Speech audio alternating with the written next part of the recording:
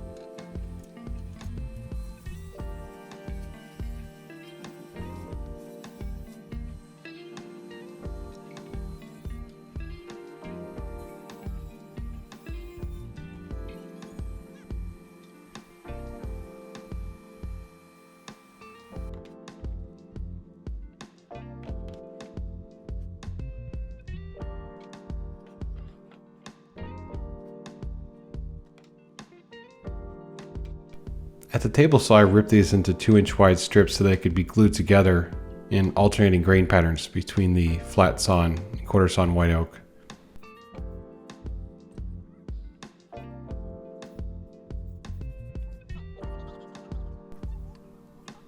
And here I'm just applying the glue. This is Type-On 3, my go-to for cutting boards, and this will allow for many years of cleaning without worrying about these strips coming apart.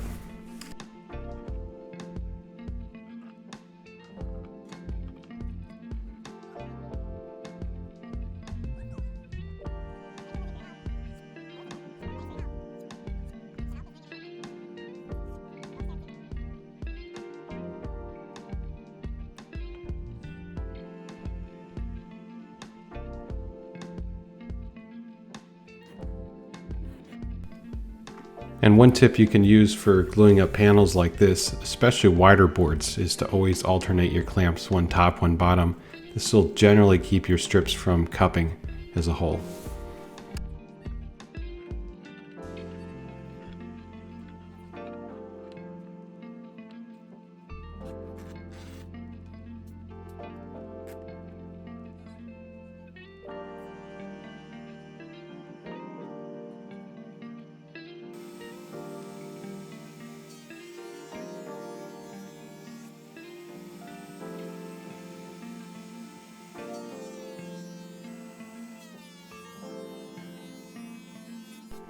With the glue dried overnight, we can now send all these boards through the planer to clean up the other faces.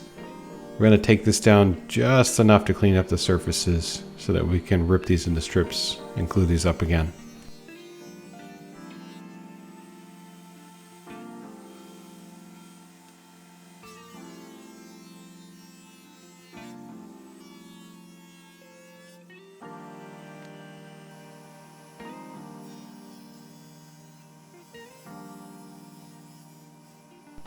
At the table saw with my crosscut sled, I'm cutting approximately 1 3/4 inch long strips that we can glue up, and this will just give me enough to plane them down so that I'm above 1.5 inches overall on the cutting boards. I really wanted to have some thick and heavy cutting boards so they could last a long time.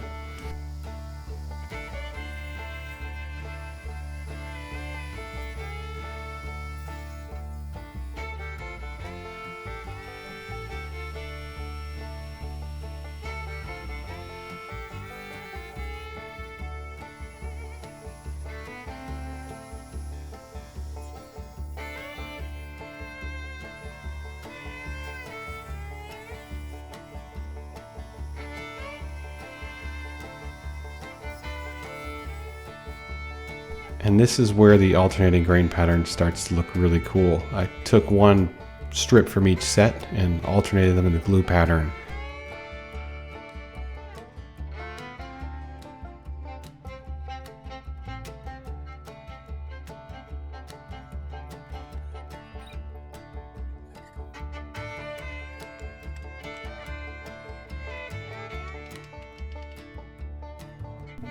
With the strips glued up again and the clamps, we just want to make sure this board is really flat so we don't have to take too much off in the planer. So I'm using these cawls here to ensure this is flat with packing tape on either edge to make sure that they don't bond to the glue joint.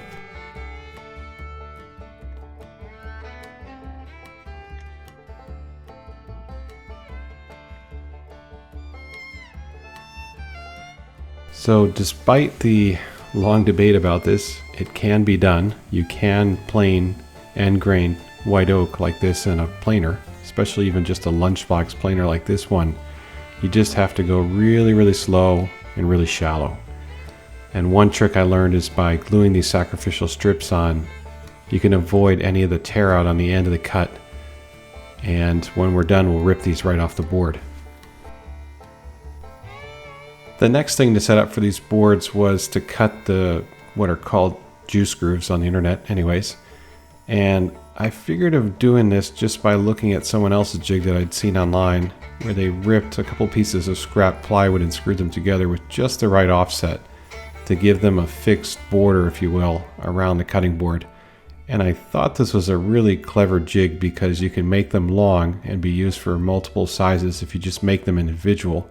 And don't try to make them a frame that's fastened around the board, but rather in individual strips. And the trick with this one is just figuring out the offset from the edge of the cutting board that you want and what that is relative to the radius of your router base.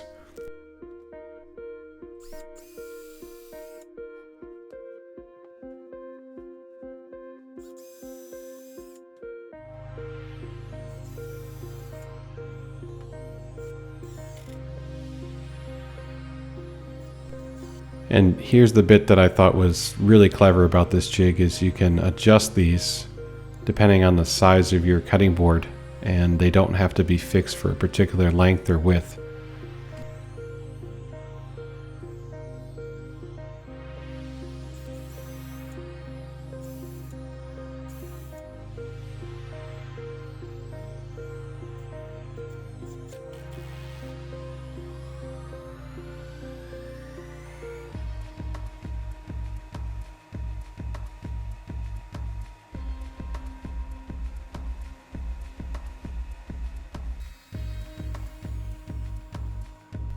And here I'm using a 3/8 ball nose router bit, and I'm riding this router base plate against the edge of this plywood.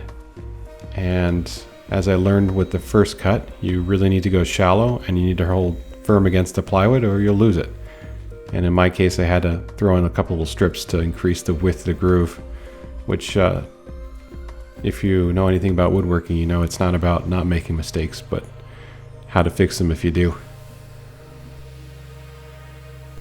After messing with the first board, the second one I took a cut depth of about half, and I made this in 2 passes instead of 1, and it came out perfect.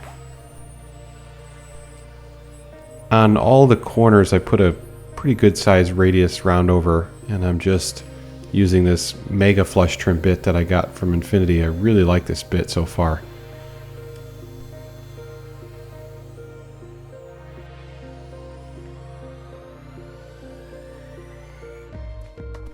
And I really like how these coins came out on my last cutting boards, so I decided to do them on these as well. It's just a really cool way to mark my work with my name.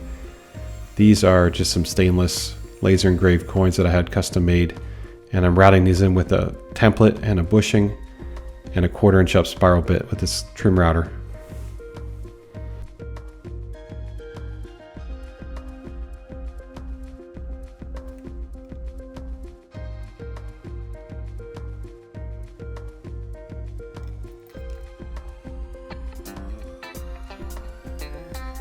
And this here is, I think, 1.25 inch round nose bit that I'm going to route in just visually, and I'm marking this out by hand. There's only 2 on each side, so it didn't really make sense to make a jig for this. You just have to go slow and not let the router pull beyond the lines too much.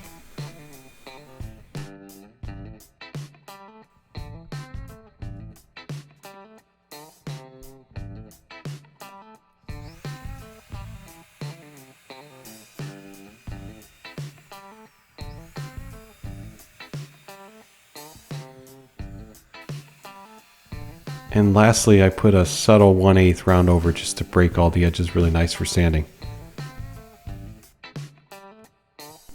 Before I go to finish these, I'm just marking out for some rubber feet. I'm actually going to counterbore them. I thought the feet were just a little bit too tall, so I'm going to drill them out on the drill press with the Forstner bit to set them in place, and then also pre-drill them for later.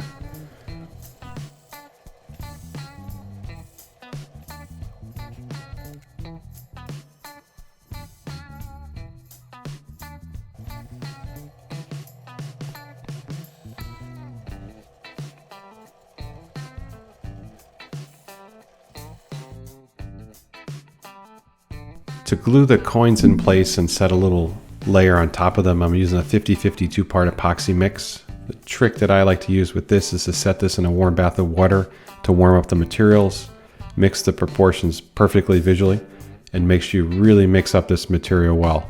And that will set the reaction off and you get a really hard epoxy finish. I'm gluing the coin underneath, and I'm just putting a thin layer on top just for that coin to shine through.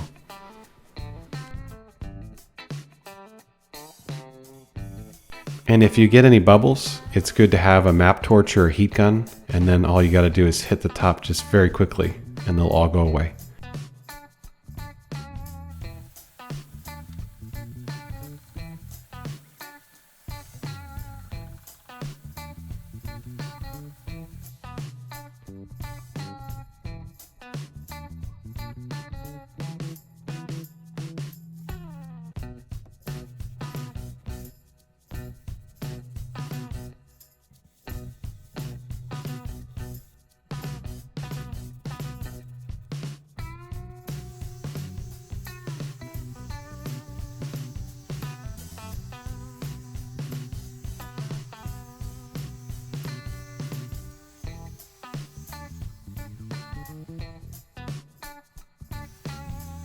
So after a couple weeks of sanding, by hand and by machine it seems, we're ready for finish. And this is the fun part where we get to see the grain pop. For these products, I'm trying a couple different approaches. I'm using a cheaper mineral oil for the first soak. I'm trying walrus oil as well as a butcher block conditioner. And I'll put links in the description if you're interested in these to try for yourself.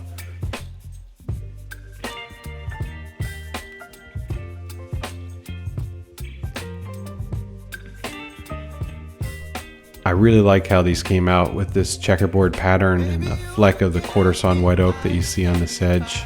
It just really popped once you put the mineral oil on it.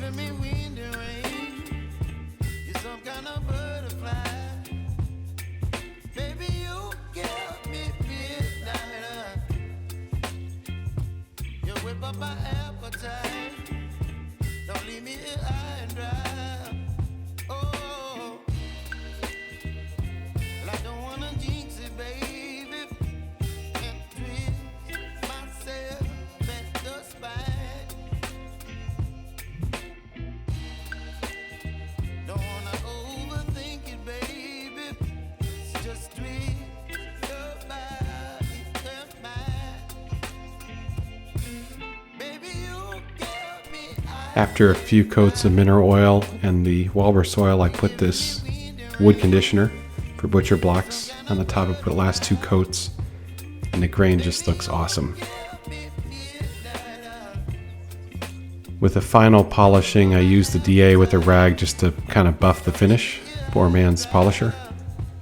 And we're ready to put the mounting feet in place. I used number 6 screws, and then here I'm just using a self-centering drill bit to pre-drill them so it doesn't split.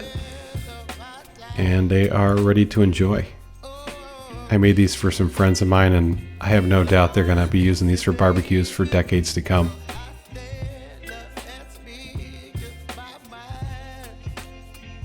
I hope you guys enjoyed this video, and if you did, don't forget to like the video, and if you're not already a subscriber, consider subscribing to my channel for more videos like this. Hope to see you guys in the next one. Thanks for watching.